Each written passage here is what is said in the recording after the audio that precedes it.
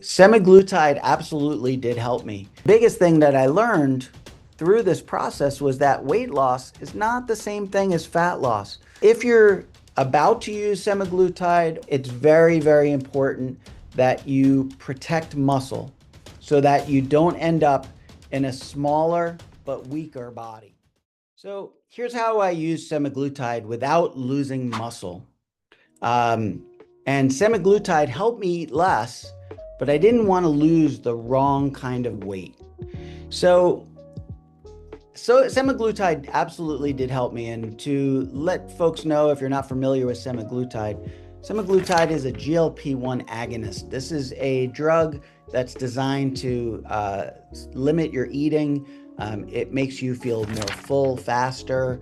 It helps you lose weight. It helps with diabetes in terms of managing blood sugar and treat obesity, of course. So, um, as many of you may know it as like Ozempic and some of these other medications, brand names.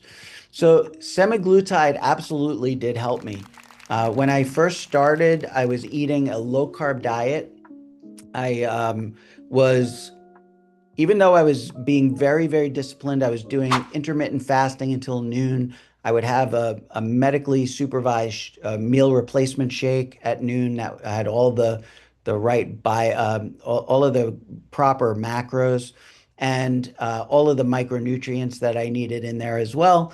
And then at dinner, I would eat a healthy protein, and I would only do a starch or a carbohydrate every other night. And despite doing this, despite being incredibly disciplined and eating very, very clean, I still continue to gain weight on a pretty regular basis, week to week. I see a dietitian. I've been seeing a dietitian for about 4 years. Kept creeping up in weight, kept seeing my A1C slowly climbing. Eventually, I was in the pre-diabetic range and I was eating healthier than I ever have in my life. So I realized that I needed to do something different. And that something different was taking a GLP-1 agonist or semaglutide or Ozempic. So it absolutely worked. It did help me. It helped with appetite. It reduced cravings. It really made it easier for me to eat less. But the biggest thing that I learned through this process was that weight loss is not the same thing as fat loss. And the scale cannot tell you what kind of weight you lost. So if you're about to use semaglutide or if you're on it right now, it's very, very important that you protect muscle so that you don't end up in a smaller but weaker body. And that's the part that I think most people really need to hear. So in this video, I want to share how I approached semaglutide, what changed for me, and what I focused on so that I didn't lose the wrong kind of weight. So I did at the point at which I started semaglutide, I did have about 10 pounds to lose. That I had been doing low carb for a very long time. I had lost probably 50 pounds prior to this point. It was just those last 10 pounds, and it was really while I was in a maintenance program that I was slowly creeping up, and I felt like I needed to do something else. So that for me, this wasn't about losing massive weight. This wasn't even about losing massive amounts of fat. It was about just losing about 10 pounds. Now, if you have 100 pounds, 150 pounds to lose, this absolutely will work. But I want to make sure that you understand you want to lose the right kind of weight. You don't want to just lose weight. So it's not just about a lower number on the scale. What I was looking for, and I think that's probably the case for you as well, is I wanted better appetite control. I wanted fewer cravings, better body composition, meaning less fat, more muscle, and better metabolic health. Of course, I did want fat loss, but I didn't want to lose that fat at the cost of my strength, my muscle, or feeling worse in my own body. So let's talk about what it actually did. What semaglutide clearly did for me and was very effective was reducing my hunger. Semaglutide and the GLP-1 agonists are very, very good at reducing food noise. So you're not constantly thinking about food. You're not constantly craving food. You're not craving sweets. Those types of things quiet down. And it makes it easier for people to eat less. That part is absolutely proven and is real. But it also made it easier to undereat. And that's where I think people need to be careful. So less hunger absolutely can help you, but it can also make it easier to stop nourishing yourself properly. And that mindset shift mattered an awful lot for me. So, my biggest lesson from this experience is simple.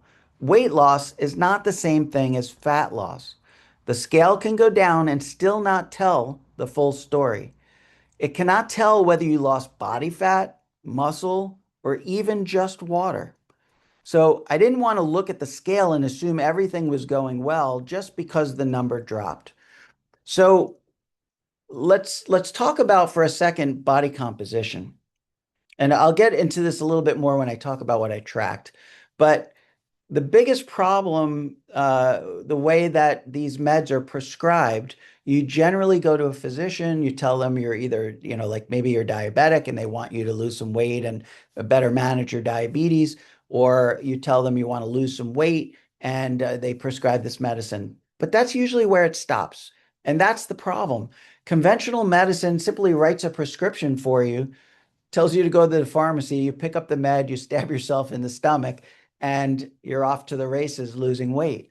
But that's not the most important part. You've got to do body composition monitoring. You've got to do strength training. You've got to do all of these other things. And so this is where I think conventional medicine drops the ball. And that's why I think it's so important to understand what these drugs do, how they work, and how to use them properly. So that's why I'm here right now talking to you on this video. So what I did was I focused on protecting my muscle. So the biggest thing in terms of protecting muscle is to do resistance training and to make it absolutely non-negotiable. For me, that meant lifting consistently 3 to 4 times per week. I was pretty regular at four days a week. Occasionally something came up and then maybe it's 3 days a week, but I would shoot for a goal of four times per week. Um, and you don't have to do it perfectly. You don't have to go to the gym. You can do this at home. I did. You don't have to do it perfectly. You have to do it consistently. And so what I did for myself is I trained at home. I used a simple set of dumbbells and I did pretty much full body. I broke it up into 4 sections. I did back and biceps on one day and chest and triceps on another, legs on the third, and then shoulders and any of the other areas I might have missed, smaller muscle groups. And so it's very simple to do this. You don't need a ton of equipment. You don't have to go to the gym. You don't need a gym membership. You absolutely can do this on your own. So I really believe that's what your body needs. Your body will keep what it needs. And so if you want to protect that muscle, and I certainly did, then you have to give your body a reason to keep that muscle. So I stopped asking, how little can I eat? And I started asking, how do I lose that fat without becoming weaker and without becoming smaller? Especially, I'm not a big guy. I can't afford to lose any size. So the second big piece was nutrition. Here's another area that conventional medicine really drops the ball. When your hunger drops, you have to be even more intentional with the food that you're eating. So what I focused on, and I think you should focus on, is protein first. Protein predominant meals, nutrient dense meals, hydration, and meal planning. These things, these 4 things, protein, nutrient dense meals, hydration, and meal planning are absolutely critical to making the changes while those cravings and that food noise is reduced so that when you eventually come off the med, which we'll talk about in a second, when you eventually come off the med, you don't regain all the weight. Now, if you talk to the pharmaceutical companies, they will tell you this is a drug you should be on for life. I'm here to tell you that if you don't want to be on it for life, and you can stay on it, that's your choice.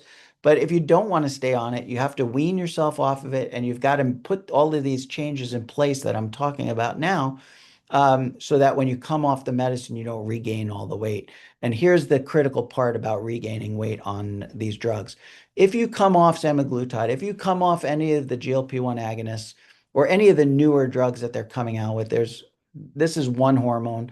There's meds that are coming out with two and even three hormones. If you're not doing these things, you're not going to protect your muscle. You're going to regain. So you lose 60% of all of the weight from fat, but 40% will come from muscle and bone if you don't protect it.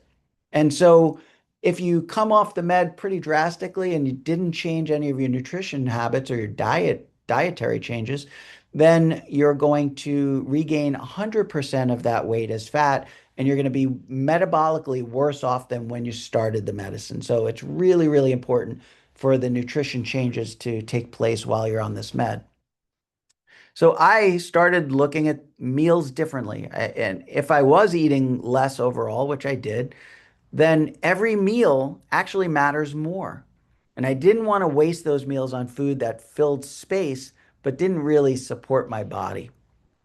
So here's what I actually tracked. Not only did I track, but I also stopped letting the scale be my only measure of progress. I paid attention to strength, to waist measurement, energy, performance, how my clothes fit on my body, and overall function. If someone has access to body composition testing, that's even better. And I'm here to tell you, I think the body composition monitoring is critical. You can do like I do and go see a dietitian that has high-tech scales to get really, really accurate. However, you can do this from the comfort of your own home. It's really pretty inexpensive. There are numerous body composition monitoring scales for less than $30 that you can buy. There's one called a Renfro scale, which I recommend. It's a great app on your phone, lets you track body composition. And so it's really important to make sure you're losing fat and not muscle, not bone, and not just water weight, which you don't mind losing some water weight, but you don't want to lose too much. So not only did I do body composition monitoring, but I paid attention to the side effects and the recovery. So things like nausea and constipation, reflux, hydration, fullness, gym performance, and labs when appropriate. So here's my bottom line on this. This is a real medication with real effects and also real risks. It should be treated very seriously, and where the medication comes from matters, and medical supervision matters as well. So my bottom line is this: semaglutide can help you, but the goal should not just to become lighter as fast as possible. The goal should be to lose fat, protect muscle, stay functional, and improve health. That is the way I try to use it, not as a magic fix, but as a tool. So I want to thank you for your time and your attention. I really appreciate you watching this video. If this topic was helpful, the natural follow-up is exactly what I tracked, what I ate, and how I trained while using semaglutide. So stay tuned and I'll see you in the next video.